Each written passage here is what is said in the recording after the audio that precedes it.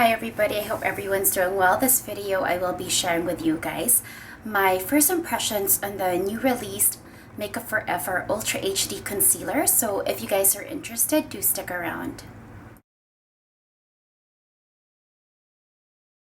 So after the release of the Ultra HD foundation, liquid foundation, and then the foundation stick, they've now released the Ultra HD concealer from Makeup Forever. This is how it looks.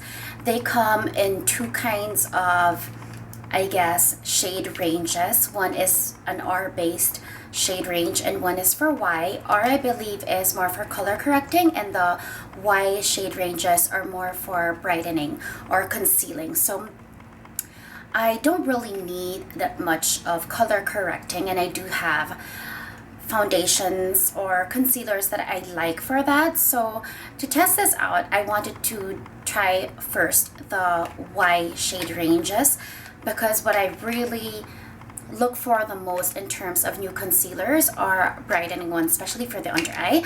So for my 127 or Y335 Makeup Forever Ultra HD foundation shade, I matched myself with a Y31, which is light to medium, and this is how the product looks.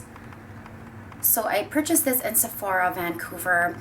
Unfortunately, they did not have testers when I went to the store because it's just been newly released online, and I think if I did not ask, they didn't even have it on display yet. But I did inquire, and they actually had a few products in stock, but it was very limited, and I think this is only one of the two that they had in this shade. This, I believe, retailed for, let me check. This retails for 32 Canadian. So I think it's a few dollars off in US dollars. So this is Y31, and this is how the packaging looks. I like it a lot because it's very sleek, it's very lightweight. You can instantly throw this inside any daily makeup bag or even a small purse. In terms of how its previous, the full cover Makeup Forever foundation, I think the packaging is just so much better and travel friendly, especially for makeup artists.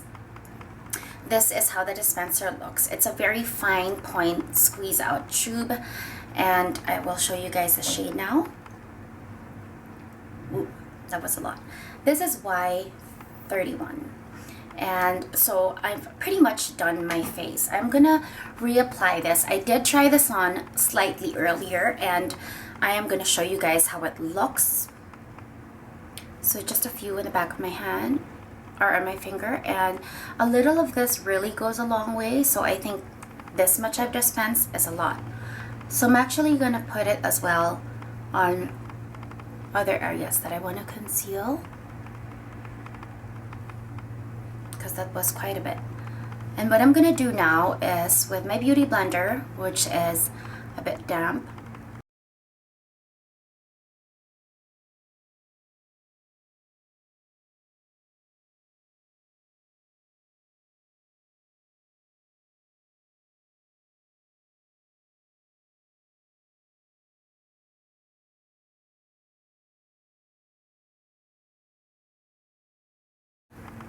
so that's how the product looks. I think in terms of brightening and in terms of the texture, when I did blend this with my fingers earlier, I truly liked it. And I think it actually performs better when you blend it with your fingers.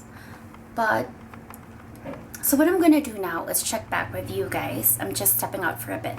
So maybe in 3 hours, I'll be back and check in with you guys. When I tried this earlier, I did not set it. And in less than 30 minutes, I could see creasing, where I usually get creasing in my eyes. And I really have not found one or come across a concealer that did not crease at all. Even my Holy Grail concealers probably just not crease as much, but because I really do have fine lines here now, most if not all crease. So I'm gonna set this now with just this Kate by Kanibo powder, and hopefully this does a better job once I've set it. It actually looks really, really good, and I like how it brightens my eye without looking so white on my skin. And then for the last step, which is always a daily thing that I use, this is the the MAC MSF in Light. And I do like just dusting this on top of my concealer. It's like a matte highlighter. So for daily use, it's just not too much or over the top. So that's how it looks. So I will be back in a few hours, check in with you guys without touching up, and show you guys how it's worn for a few hours. So I'm back. It's been about 3 hours since I applied the concealer, and I haven't retouched. I'm gonna zoom in, and visually I can see a few creases. So I don't know if you guys can see that, but I will zoom it in. So usually I get problems here in terms of creases.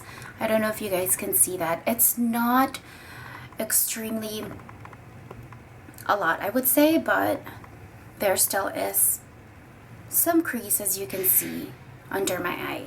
So this is no touch-up at all, and I did powder that in. So this is a close-up, and I can visually see some creases. Usually this is where I do get creases, and you can see that there are a few creases right there. I don't know if you guys can see that, but I certainly can. And this is after 3 hours with a concealer and setting it with powder. So what are my final thoughts with a Makeup Forever HD Ultra Concealer? Compared to the Makeup Forever Full Cover Concealer, the consistency and the texture is definitely much lighter. It is also much lighter than the NARS Creamy Concealer for me.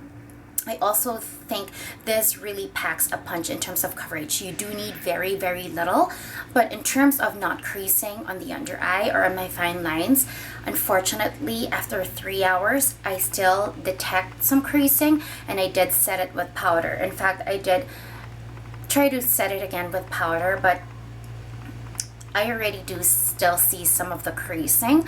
So unfortunately, in that aspect, it did not really impress me as much as I expected or I thought it would. And also around my nose, where I did apply it 3 hours ago before stepping out, I did see some breakdown, and I could see the redness around my nose already. So unfortunately, I think in those aspects they didn't perform as well as I thought they would. But overall, I think it's a pretty good concealer.